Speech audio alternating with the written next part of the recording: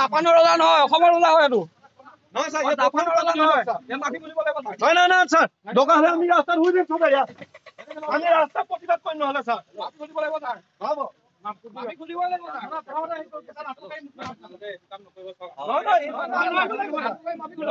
মাফ খুজিব লাগিব।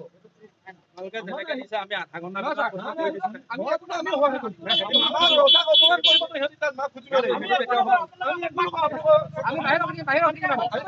আমি চব বাহিৰত থাকিম। অপমান কৰিব পাৰিলে মাফি খুজিব নোৱাৰিম।